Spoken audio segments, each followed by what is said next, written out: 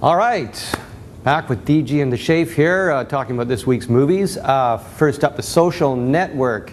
Oh, one of my must-sees of the year. It's the recent history that just sparkles to life on screen. It's the story about the beer-drinking misfits at Harvard who created Facebook, notably among them Mark Zuckerberg, the truculent founder, played in this movie by Jesse Eisenberg. It's directed by David Fincher, who's back on his game again. I figure it's his Citizen Kane.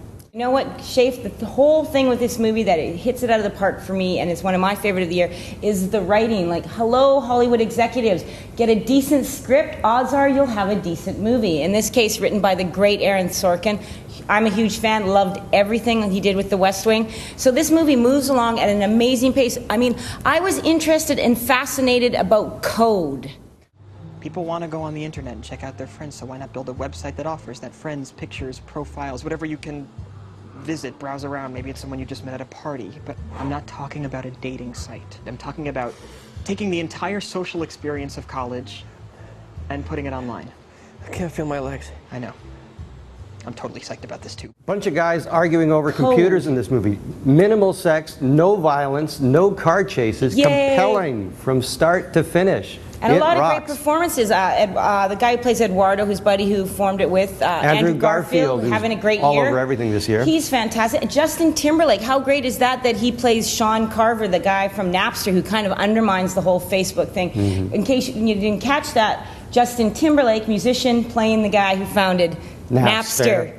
So for both of us, this is a definitely must-see movie of the year, right? Absolutely. Okay, Schaef, I got a bit of a segue here. We're going from Aaron Sorkin, who's one of my all-time favorite writers, to another one of my favorite writers, the great Woody Allen. And Woody Allen's back with You'll Meet a Tall, Dark Stranger. And I know with Woody Allen it's been a tough thing. He's been quite a bit of hit and miss in the last 10 years. Some people say, he hasn't done anything great in a long time. I go to the theater every time expecting it to be good, and this time I was proven right. Well, Woody Allen is kind of like sex. Even when he's not that great, he's still pretty good. That's from a guy. That's such a guy thing to say. Is it? Yeah, and it's two married couples with various, degrees of dysfunction in their relationships. And friends, co-workers, and hangers-on, a multi-character. Big cast. Woody Allen always gets big cast. Anthony Hopkins plays, I love him in this movie because he's kind of playing himself mixed with Woody Allen. He's this sort of 60-ish dude who's looking after himself. His wife all of a sudden has gotten old to him. Mm-hmm. So lo and behold, he has a giant midlife crisis. Mm-hmm. The young hooker girlfriend. And his daughter in this movie is played by Naomi Watts, who's having crises of her own with her husband, wannabe novelist played by Josh Brolin, who's meanwhile looking out the window at the cute girl across the lane who's played by Frida Pinto. Since his divorce, Alfie had his teeth whitened and his skin darkened. You are entering a period of great fulfillment. There's no such thing as predicting the future. Will it be cash your check, darling? Sally, who married Roy, a washed-up writer at 38. That's it, I quit. He tried to earn money. He just wasn't much of a chauffeur.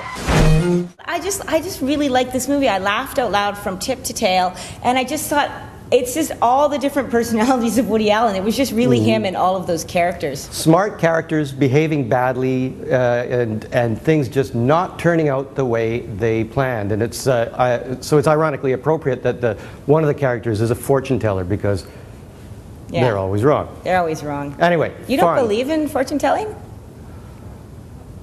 Oh, I'm trying to make a prediction now. I'm trying to make a...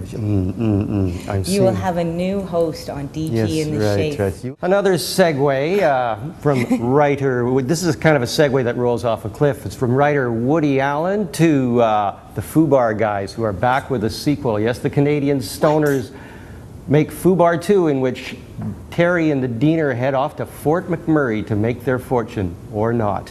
I thought it was a riot, good fun, and disturbingly believable portrayal of Canadian. The word stoner is very fitting right now. I love that you have a segue between Woody Allen and Fubar. You know what? Like this movie disturbed me as well because I know guys like this, or knew guys just like this. So did you. So did you. And we could dig up old pictures of Dana. She probably looked like that girl. No, but I can do an impression of the guys in the movie. Flipping their hair. Okay, Fubar, what can you say about this? There's no deep thinking here. It's a couple of redneck guys that go up north to get jobs. There's screw-ups. Buddy's cancer has returned. For those of you who saw the first movie, he has the cancer again, the big C. Yep.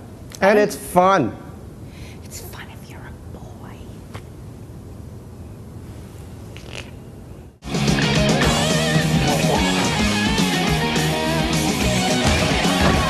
Got you the picture resume.